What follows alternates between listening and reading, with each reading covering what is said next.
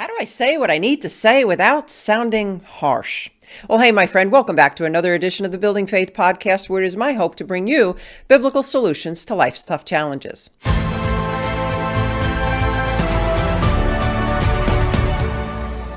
When we think of speaking the truth in love, we're usually referring to having to share something difficult, but need to do it in a gentle, kind, non-offensive manner. And there are typically two types of truth tellers, the avoider and the blurter. If you're an avoider, you typically do everything you can to avoid the topic at all costs, all in the name of love.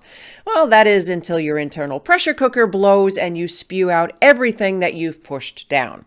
Now, if you're the blurter, you have no problem in telling it like it is, but you usually leave people feeling 2 inches tall and you wonder why they want to avoid you. As Christians, you likely want to be like Jesus, bold in your expression of truth, yet gentle in your delivery. Ephesians 4:15 instructs us, but speaking the truth in love, we are to grow up in all aspects into Him who is the head, that is Christ. But speaking the truth in love is not just a matter of having a gentle and meek demeanor or a sweet-sounding voice. So let's talk today about how to speak the truth in love and the 4 ways that you're going to get tripped up trying to do it. Way number 1, check your heart. Luke 6:45 tells us the good person out of the good treasure of his heart produces good, and the evil person out of the evil treasure produces evil. For out of the abundance of the heart, his mouth speaks.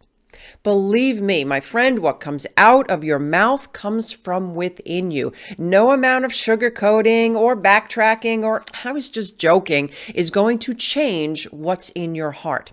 And earlier in Ephesians 4:1, Paul tells us, "Therefore, I, a prisoner of the Lord, urge you to walk in a manner worthy of the calling with which you have been called, with all humility and gentleness, with patience, bearing with one another in love, being diligent to keep the unity of the Spirit in the bond of peace."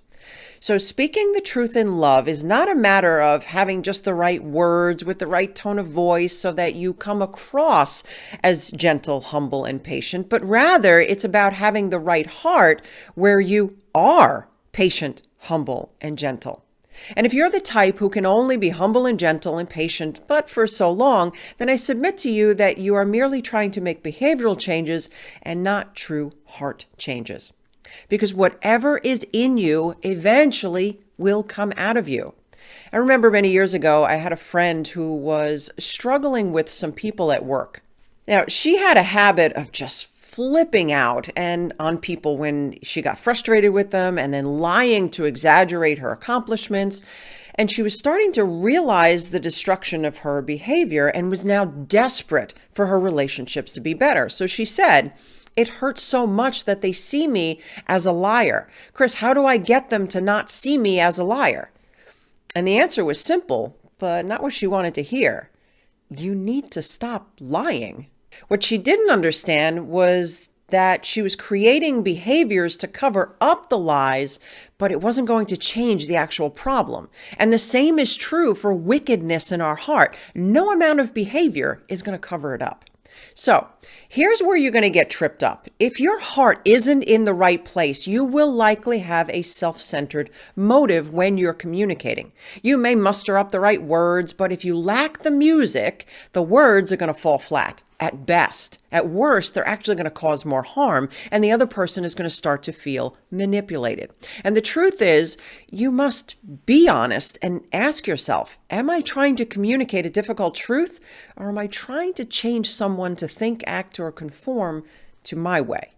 And the best way to avoid this is to ask God to examine your heart before you communicate the truth. Way number 2. Put honesty in the driver's seat. You've heard it said, honesty is the best policy. And that is true, my friend. 1 Corinthians 13:6 reminds us that love rejoices with the truth. So be honest, not only in what you say, but also in what's going on inside of you. Oftentimes, if you don't recognize and acknowledge the fears, the worries, the apprehensions that are all going on inside of you, they will quietly continue to drive you and your motives, despite how hard you try to speak the truth in love. And we often think that honesty is rude and cruel, especially when delivering something difficult or something that others don't want to hear. But the truth is, the only ones who don't want to hear the truth are those who are living a lie. And you sugarcoating and pussyfooting around it isn't going to change that. Dishonesty is actually unloving and even abusive. So here's where you may get tripped up. Sometimes your desire to do the right thing to help someone can cause you to stay in an abusive situation, all in the name of love. Matthew 7:6 tells us this: "Do not give to dogs what is holy, and do not throw your pearls before pigs, lest they trample them underfoot and turn and attack you." Way number 3, prep the environment. Timing is everything. Difficult messages are best delivered when defenses are down. Telling your husband something that bothers you the minute he gets in from the door at the end of a hard day at work in 10 minutes before you have to leave for an event is an example of really poor timing. Preparing the environment is a lot like volleyball. In volleyball, there's the serve, the setup, and the score. And when preparing to communicate difficult truths to someone in love, first, you must be prayerful. Ask God for His love and His words to flow through you. Then try to plan for the best time when this person will be more likely to be open to what you have to say. Then speak your truth with love, gentleness, and humility, and my friend, leave the rest up to God. So here's where you may get tripped up. You may get tripped up thinking that you're responsible for saying the right thing at the right time. Otherwise, you're now responsible for how they receive it. My friend, this simply isn't true. We are all responsible for how we handle information that is given to us, regardless of how it's delivered. So if you have someone who is rejecting your truth because you said it at this bad time, or you said it in this negative way, or if you would just say it better, I'd receive it better. My friend, I really want to caution you that that is taking this way too far. Also, consider that this person may be deflecting the truth and then blaming it on you. Way number 4, adjust your expectations. If you are walking into this encounter with unrealistic or unhealthy expectations, you could be setting yourself up for failure. A healthy expectation is one that you are in control of. For example, you are in control of how you speak, what you say, and how you react to their response.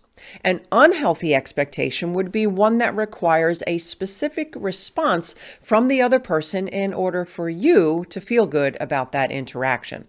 The truth is, you are responsible for obedience, not outcome. Put your hope and expectation in God, not the specifics of the outcome of that situation. Psalm 62:5 reminds us, "For God alone, O my soul, wait in silence, for my hope is from Him." So here's where you may get tripped up. You may get tripped up believing that you or the other person failed if it didn't go your way.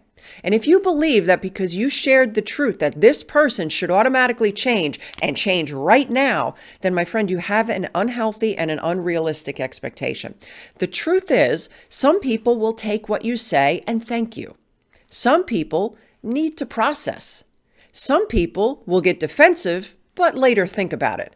And some will reject it altogether. If you were a driver for Amazon, let's say, for example, and you walked up to the door and you handed the person their package, and then they slammed it on the ground, kicked it back to you, and said, "You delivered this to me broken and in a way I am not happy with. I don't want it." My friend, would you think that you didn't do a good job? You're not responsible for how someone receives it. You're only responsible for how you deliver it.